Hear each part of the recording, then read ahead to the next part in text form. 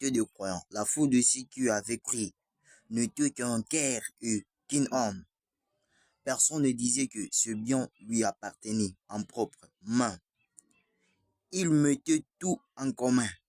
Avec beaucoup de puissance, les apôtres rendaient témoignage de la résurrection du Seigneur Jésus-Christ et une grande grâce reposait sur eux tous. Oui, bien-aimés, la parole que nous venons de lire est dans Actes des Apôtres, chapitre 4, versets 32 à 33. Cette parole veut nous dire quoi? Ou nous enseigne comment? Quoi? Plaçons notre confiance, notre cœur, partout où nous marchons, partout où nous sommes dans le monde. Plaçons toujours nos cœurs au Seigneur Jésus-Christ, parce que c'est lui qui était mort et ressuscité pour nous. Nos âmes est pour lui. Nos salis est pour lui. Restons toujours dans la solidarité. Restons toujours le croyant en Jésus-Christ. Dans ce monde que nous sommes, il n'y a aucune chose que nous pouvons croire où nous pouvons mettre notre confiance à part Jésus-Christ. Donc, toute notre confiance doit rester toujours en Jésus-Christ. Nous devons croire, nous devons placer notre confiance en lui parce que c'est lui qui est notre Seigneur, c'est lui qui est notre Sauveur. La parole ici nous parle beaucoup, bien-aimés. Et ça dit ceci. La foule de ceux qui avaient crié n'était qu'un cœur et qu'une âme. La foule où les apôtres enseignaient la parole de Dieu n'était qu'un cœur et qu'une âme. Nos bien-aimés, quand nous allons à l'église, plaçons nos cœurs à l'église, plaçons nos cœurs en Seigneur Jésus-Christ. Nos âmes doivent être toujours concentrées sur Dieu lui-même, pas dans autre chose quand nous entrons à l'église.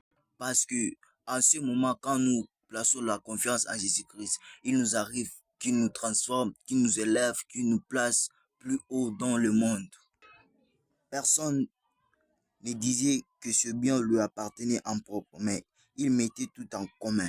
Donc, personne ne disait que ce bien qui était là leur appartenait. Ils mettaient tous ensemble et en commun. Donc, bien aimé, cela veut dire quoi? La puissance du Seigneur n'est pas quelque chose qu'on pouvait dire que ça nous appartient. Ça appartient à notre Dieu. Ça appartient à notre Seigneur Jésus-Christ. Parce que c'est lui qui nous accorde la puissance. C'est lui qui nous accorde l'autorité de dominer au-dessus des mauvais esprits. De chasser les diables. De dominer sur toutes sortes de sorcelleries. Et dans ces moments-là, les apôtres rendaient témoignage en même moment pour le Seigneur Jésus-Christ, pour sa résurrection. Et lorsqu'ils rendaient témoignage en Jésus-Christ, il leur arrivait de grâce. Jésus leur accordait de grâce. Bien aimé, cela veut dire quoi? Comme nous sommes le chrétien, nous sommes en Christ.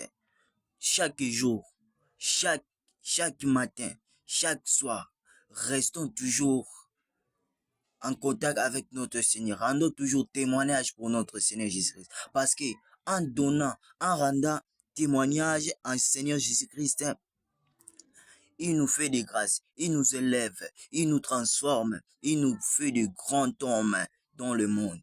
Donc, rendons toujours grâce à Seigneur Jésus-Christ. Témoignons toujours sa grande puissance. Témoignons toujours tout ce qu'il fait pour nous, afin qu'il nous accorde la grâce, il nous transforme, il nous rend extraordinaire devant les hommes de ce monde.